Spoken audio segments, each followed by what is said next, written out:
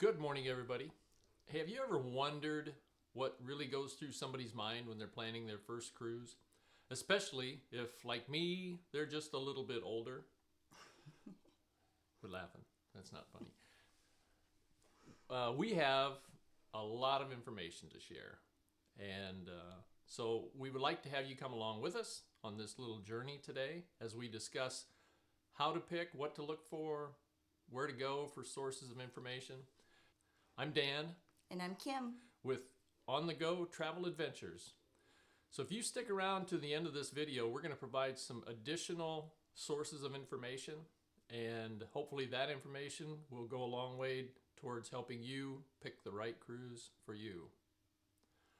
The first question that comes to mind is, when you're looking at cruises, I think the first one probably is we have to look at where we're going to go. Right. And what about each one of those places attracts you, or why? Well, I want the sun, the sand, the beaches. I want the warmth.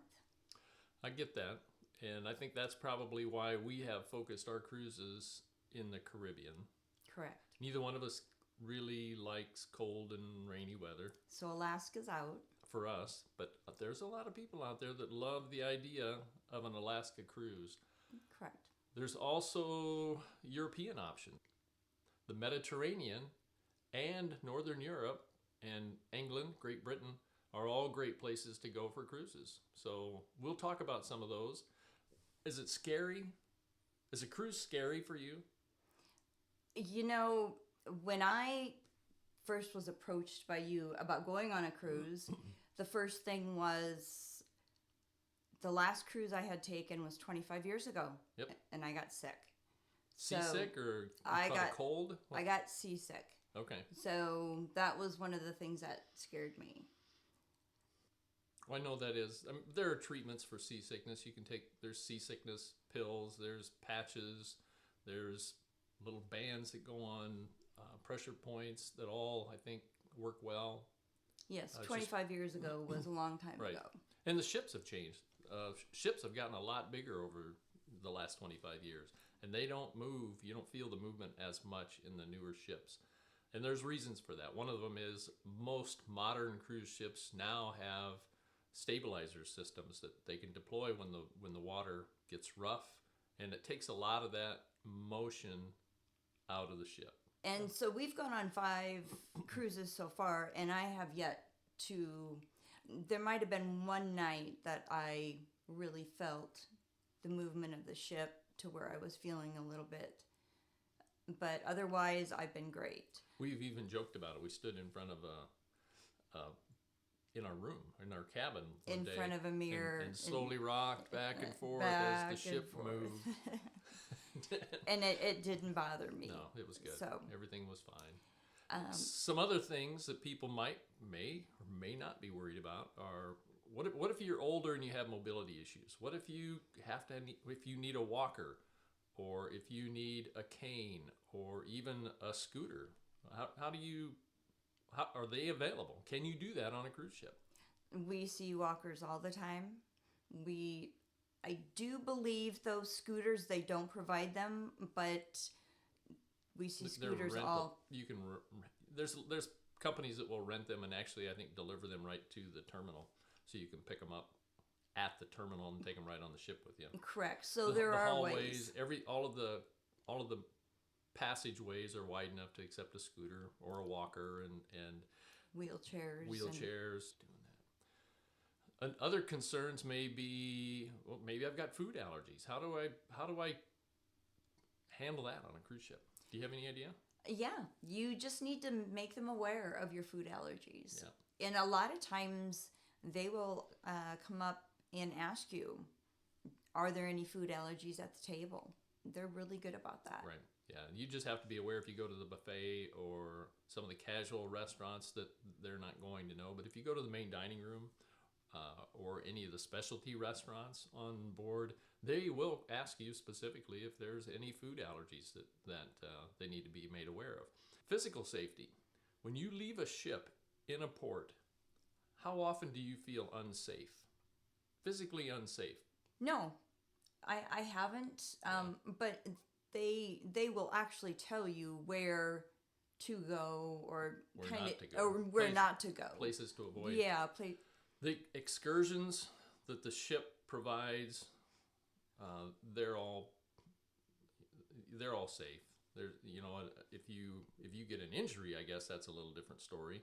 But if you are taking a shore excursion, whether it's just a get on a bus and travel around the area and look at sites, you're going to be perfectly safe.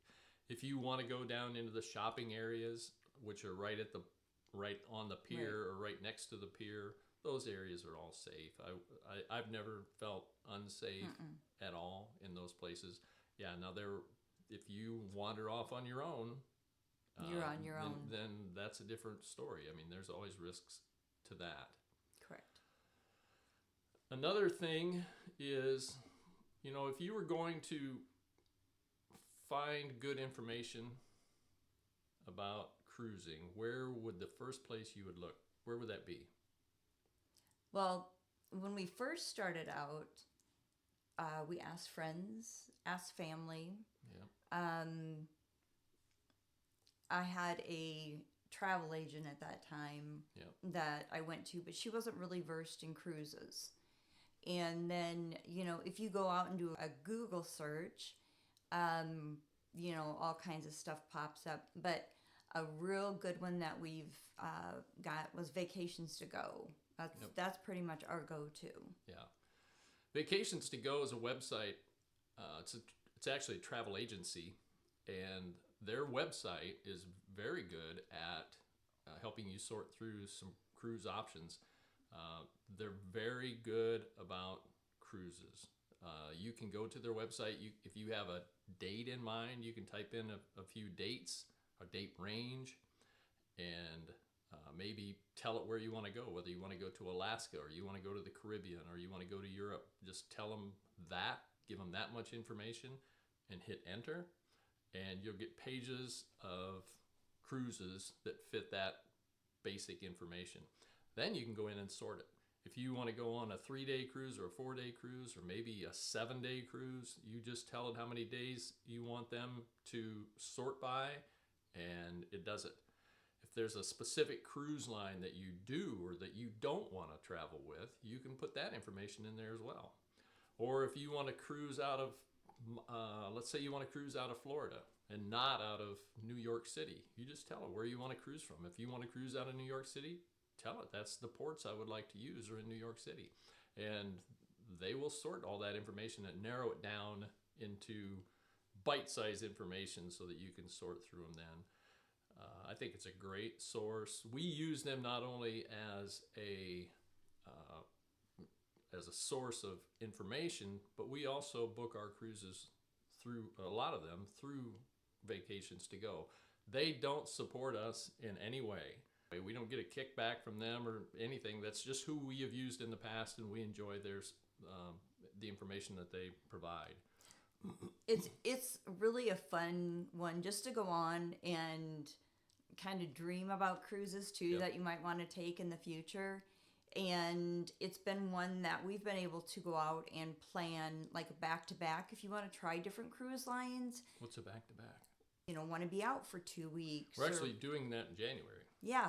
We're taking a cruise, a 7-day cruise out of Miami on Virgin Voyages.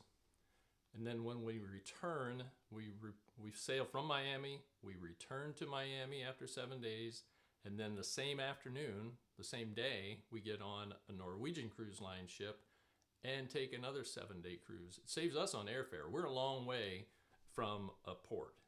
We live in Iowa, and our nearest cruise port is 1,500 miles away. So any money we can save on airfare really helps us out. So we look at that a lot. We take longer cruises. We take back-to-back cruises. Some people call them side-by-side cruises. I'm not sure where that comes from, but it's the same thing. Gives us an opportunity to see more of the world, at least that little part of the world, our favorite part of the world. Right. Other sources of information other than Vacations to Go, there is another website called Cruise Plum, and it's PLUM. That's another website that has a ton of information on it. I haven't used it as much, but I've been on it, and it allows you to actually sort into finer detail if you want to do that. So that's an option. Harr Travel, Harr Travel is another travel agency that does a great job. They have a lot of videos. If you want to see like room videos or ship tours or things like that, Harr Travel does a great job. You can find them all over YouTube. Another good source of information is Cruise Critic. They have they publish an electronic newsletter that I get, and it has a lot of information not only on cruising, but on the business part of it. You know, what cruise lines are looking at doing, what new ships are coming, what new itineraries are coming, you know, what they see the future of cruising looking like. That information is kind of fun to read. I like it. I let him do all that kind of research. I just go on and I dream about the fun cruises coming up. So other sources of information are the cruise lines themselves. Right. That's kind of fun to go in and just go on the specific cruise lines that you really like. Their websites. Yeah, and just go in and see, because sometimes you can get specific perks just going on the cruise line sites. The websites that are really good are probably the more popular cruise lines. Royal Caribbean is a good one. They have a great website. Norwegian Cruise Lines, Princess Cruise Lines, Carnival Cruise Lines, Cunard Cruise Lines. There's a ton of them out there. All of those are... Holland America. Holland America is another one. So any of those cruise lines have on their websites, you can actually go in and pick a cruise. You can sort through cruises, and you can actually book a cruise right with the cruise line. There's no need to go through a travel agency. Sometimes it's nice to be able to have somebody at a travel agency that you trust that you can reach out to if you have a question or an issue. They call them cruise consultants. And the cruise consultants, whether it's on a travel agency or with the cruise lines themselves on their websites, they will have somebody that will reach out to you and walk you through the process. And you will have a contact wherever that is, whatever method you use to book your cruise. There will be a cruise consultant that you work with who will answer your questions and fill in the little gray areas, the details that you may or may not have or may or may not know. And that is really important, because like when we go through Vacations to Go and we work with our consultant and we say, you know, this is the type of room we want, and, you know, she'll go in and she knows pretty much the type of room we like, where we like to be. We don't like to be like below the pool or, you know, where it's really loud. And she will go in and kind of handpick the rooms that are going to be the ones that she knows that we will like. And so it's worked really, really well for us. Yep. If you have, like we were talking about mobility issues earlier, if you have an issue with being able to move around easily, you may want a room close to an elevator instead of clear at the far end of the ship. So you've got to walk all this distance just to get on an elevator. So if you can find a room near the elevator, awesome. That's what I would do. And they do have wheelchair accessible rooms. So, yes. Yep. You know, they make everything so easy for everybody. Yep. So just if you have a reason that you think you can't cruise, they'll find a reason to help you cruise. Right. So if you were going to get on a cruise today, what kind of a room, what kind of a cabin would you be interested in? Well, I don't want just an inside. Why? What's wrong with an inside cabin? Because when you're sailing and there's that beautiful ocean out there, yeah. I don't want to be just in a room. You're not gonna. What if you don't spend any time in your room? What if you're up on deck by the pool all day long and you just come back down to your room to sleep? I like morning. It's a lot less money. That's true. That is true. But I've gotten kind of spoiled. I don't want just the little porthole either, or the ocean view room. No, I want the balcony because I like to be able to go out and sit. There's sometimes when we leave ports, it's just nice to have a drink in hand and go out and sit on the balcony and just take it all in. Kim and I have sailed. She mentioned 5 times recently, and we have always had a balcony cabin. And she's right. I think we are kind of spoiled. That said, you can save quite a bit of money if you go with an inside cabin. An inside cabin just means it does not have a window. It's the same, basically the same size cabin. The cabins aren't much different, but it's just not going to have a view. So anyway, that's an option. Ocean view rooms are rooms that either have a portal or a window. Some of them have bigger windows in them, and that gives you a view. You just can't open the window and step out onto the balcony. Other options would be a suite. There are a lot of suites on ships, and they vary a lot. I mean, in the size of the suite varies, the location of the suite, the amenities that come along with the suite. Some of them have butler service. Some of them may have their own dining room. They may have access to their own pool. So we've never tried a suite. No. It'd be kind of interesting just to see what one looks like. Right. But so there's lots of different options, and those options also go a long way towards determining the price or the cost of the room. The other things that go into determining the cost may be where the room is located within the ship. Rooms towards the center part of the ship are generally more expensive than the ones at the forward part or the aft part. Aft. The back. Oh, the back. The back part of the ship. They're less expensive, but the middle ones are more expensive. The higher up you go in the ship, the more risk there is to feeling movement. So rooms down lower will have less movement. They may or may not cost more. I don't know that. Balconies generally are up a little higher. But another thing to take into consideration is that some views are obstructed. Yes. And they're a little less money too. If you have if your room, even if it has a window, but it looks out onto a deck with a lifeboat sitting out there, it's going to block your view. So they're less expensive. But you can sort through them. I mean, you can start off in a room.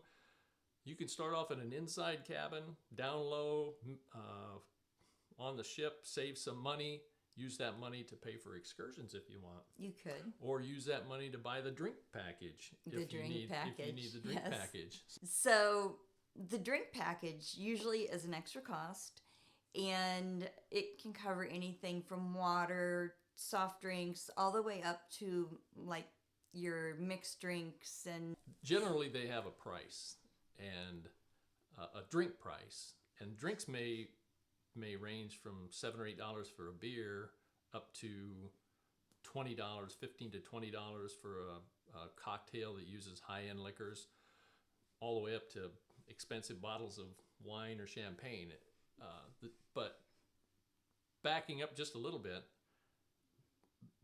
the things like water, like bottled water, pop, specialty coffees like a Starbucks type coffee, those things are generally not included in your cruise price. Correct. Liquor, drinks at the bar are expensive and they're not included. So if you want to go on a cruise and you want to have a drink, you can either buy them individually, you can pay for them on the cruise with your cruise card, and they will just put them on your tab, or you can buy a drink package. And the drink packages, some of them, depending on which ones you're looking at, some of them may cover the cost of water, soft drinks, maybe specialty coffees, and they all have a price. They're going to be less expensive. The drink packages that include beer, wine, liquor, a lot of times they will include anything under, say, $15 for a drink. if you go beyond that, let's say you order a $20 drink, the only thing you have to pay for is the difference between those two drinks, from the $15 maximum to the $20 cost of the drink. So $5 is what that $20 drink would cost you out of pocket. Then they also will add a tip to it. Correct. So those, and we'll talk about tips in a minute. But so that's kind of what we're talking about when we talk about the drinks package. And drinks packages are not cheap. For a 7-day cruise for 2 people, it could pretty easily run $800 or more. Correct. So And- you just have to weigh whether it makes sense or not. When you book your cruise, talk to your cruise consultant about bundling some of these things together, because we'll talk about specialty restaurants. We can talk about the cost of Wi-Fi, the drinks package, gratuities. All of those things are additional costs, and you can find on certain cruise lines they will bundle those things together and sell them at a discount.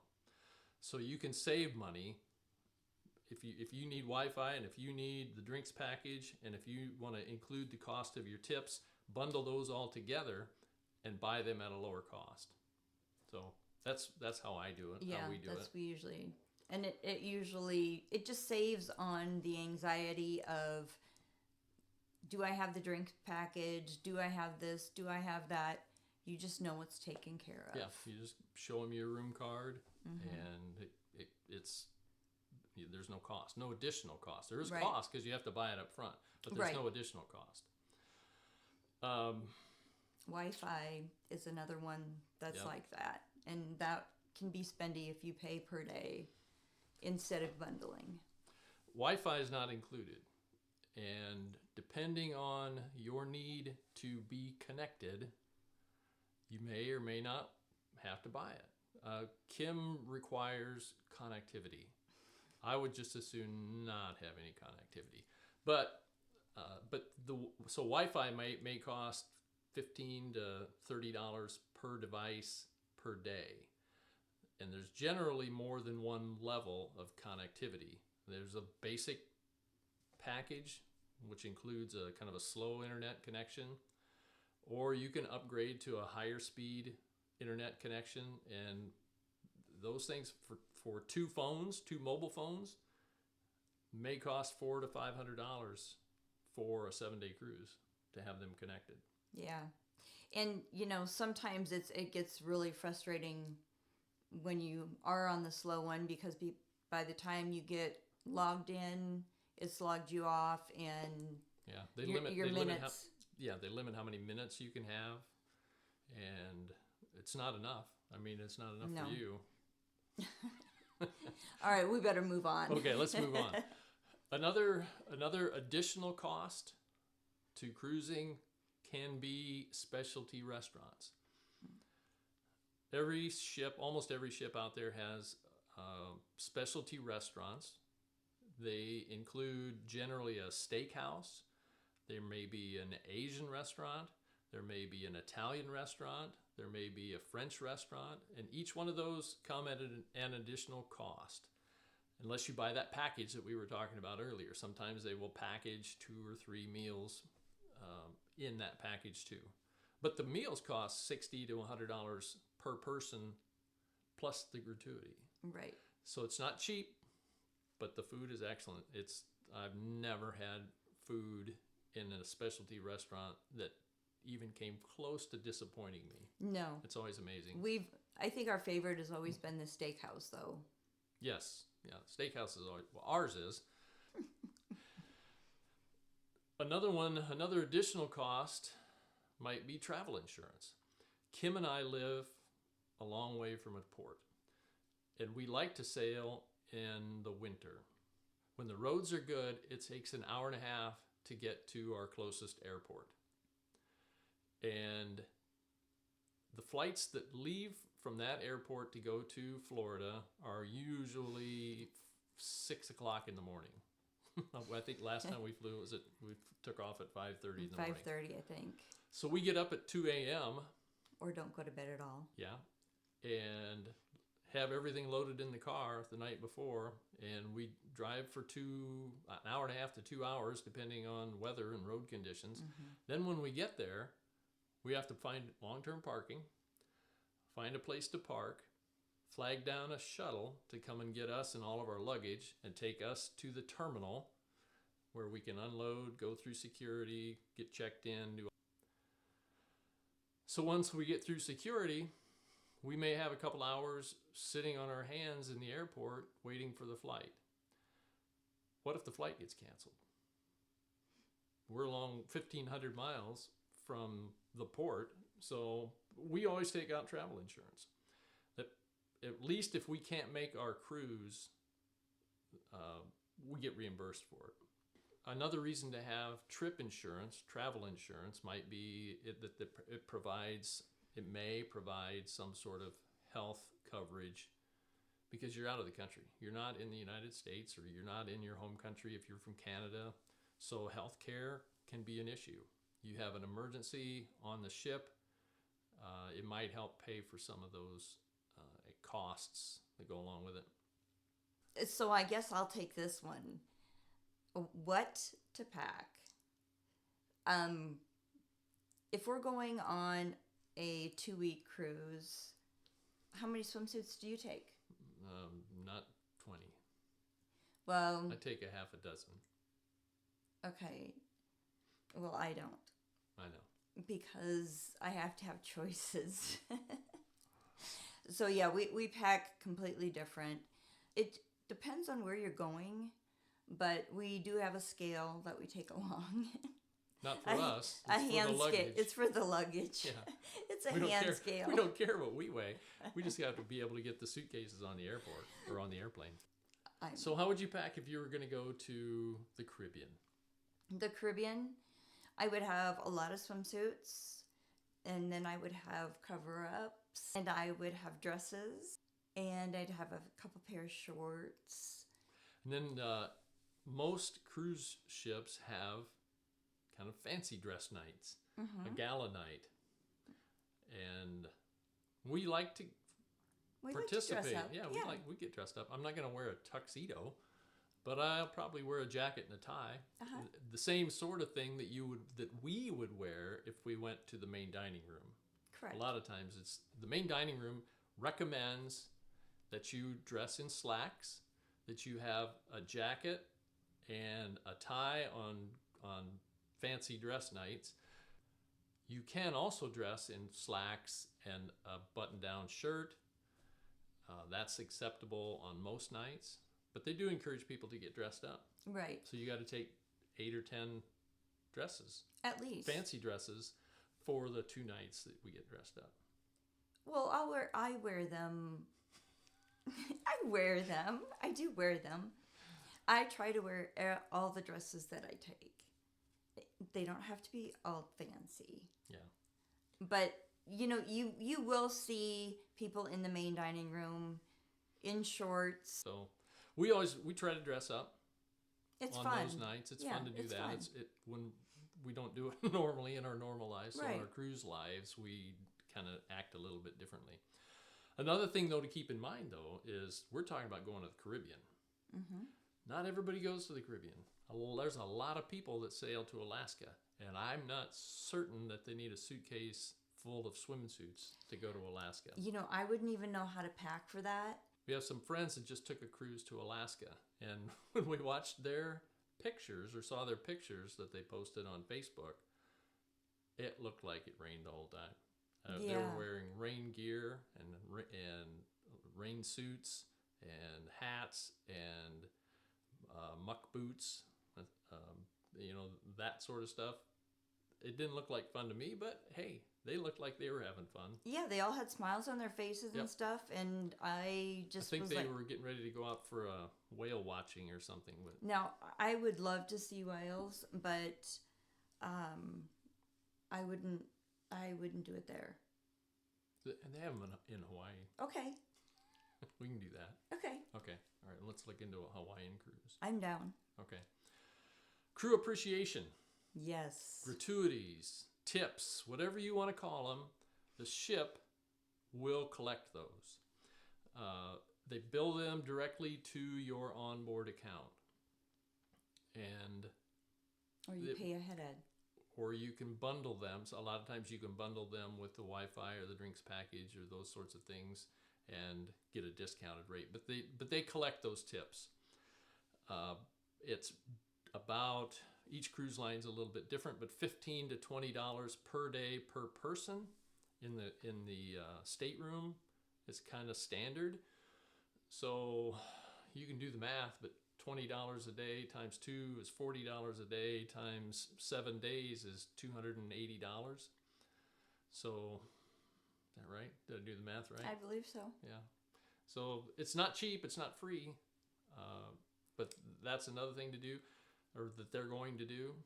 We also carry some 1s, 5s, 10s that we use if we have somebody on the ship that really stands out. If we have our cabin steward, the person that takes care of our cabin at the end of the cruise, we will generally give them an additional tip if they do a great job. We have had waiters in the main dining room that have been outstanding.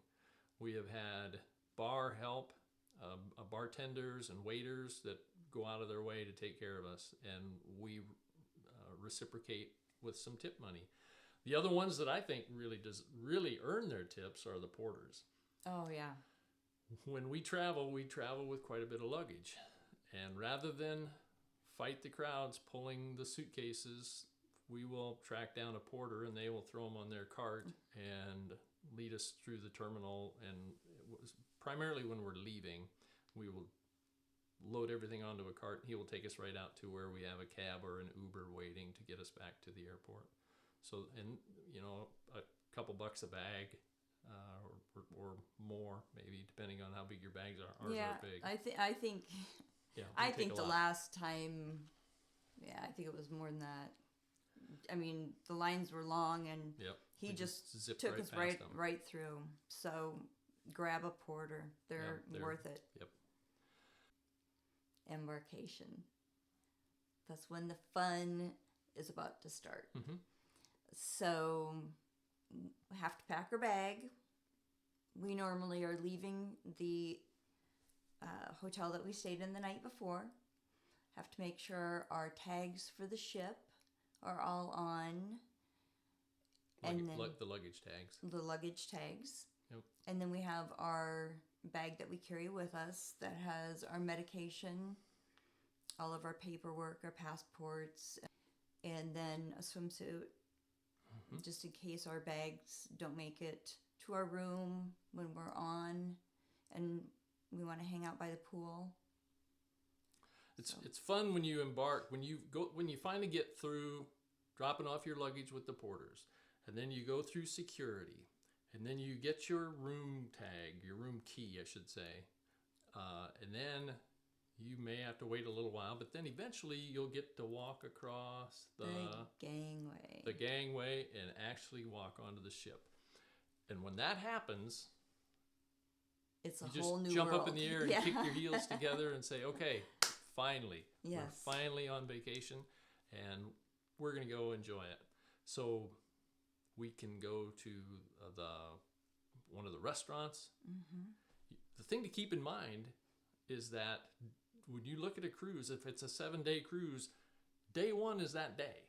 That's the first day. It may be noon or 1 o'clock in the afternoon before you get on the ship, and you want to start it right now. So go to the bar, go to the restaurant, get yourself something to eat, get a drink, get up on deck, go sit by the pool, go walk around up above and look at the port city from on the ship, and just think about how much fun you're going to have over the next few days, and wash it down with a drink. Yep. So that's when embarkation starts, or that's when the vacation starts, is when you embark. You finally get on the ship. One thing that every ship will do, provided the weather's halfway decent, is they will have a sail away party. Mm-hmm. Everybody will gather near the pool. Usually that's where it happens. And there will be dancing and music and people having a drink and singing, and everybody's up there enjoying the afternoon, getting ready to sail away. And then the ship pulls away from the pier and heads out to sea. And that's a big party. Mm-hmm. It's a fun party. Yeah, and we've done it both ways. We've been out on our balcony with champagne and just watched from our balcony. We've been in that little pub and watched Oceans. Oceans. That's on the Norwegian cruise lines. Have a bar called Oceans, which is one in of our favorites. It's kind of a pub vibe, I guess is what you Yeah, say. and so we've been in there and watched Sail Away, and then we've been up in the party. Yep. And I can't say I have a favorite. I mean, it's just what you're feeling that day. Yeah, depends on the weather a lot. Yeah. If it's hot, yeah. If it's hot, and you want to be outside by the pool. Awesome. If it's cool and dreary and rainy, maybe sit on your balcony if you have one. Mm-hmm. So it's all fun. There's lots of places to go on the ship. Every ship has several restaurants. I mean, 10 restaurants or more to pick from, and they're all different. They have 10 to 15 bars probably on each cruise ship, depending on the size of the ship. And the ships range from a couple thousand passengers, that's on the small end of the ships nowadays, to 5,000 to 6,000 passengers. Passengers now, that's not including the crew. 5,000 or 6,000 passengers on some of the bigger ships. So there's a lot of stuff going on. There's a lot of entertainment. There's live music. There are theater shows in the evening. There are bars and restaurants scattered throughout the ship where you can sit and listen to music or have a bite to eat, or maybe it's just a drink. If you're not into that, there's library. You can go to the library if you want. You can get a book. Yeah. And I'm not into that. But they do like dancing and, like the dance lessons and trivia and different games. Bingo. And there's always something to do. Yep. We'll talk about those sorts of things in a future video. But for today, I think we're just going to wind it up. One thing I would like to say is thank you. It's important to us that this information that we're trying to provide has value. And we don't know that unless we hear back from you. So if you feel like any of this information was helpful at all, just hit the subscribe button, give us a thumbs up, leave us questions in the comments down below. We'd love to hear those questions and respond back to them. As we develop the site, we're going to continue to add more and more videos. So please stay tuned. Again, I'm Dan. And I'm Kim. And we are On the Go Travel Adventures. So keep your eyes peeled. We will cross paths somewhere on a cruise ship in the future. Thanks for watching. Bye. At the beginning of the video, I told you that if you stuck around to the end, I would provide you with some additional information, some sources that Kim and I use a lot. We've already talked about Vacations to Go. That's a huge one for us.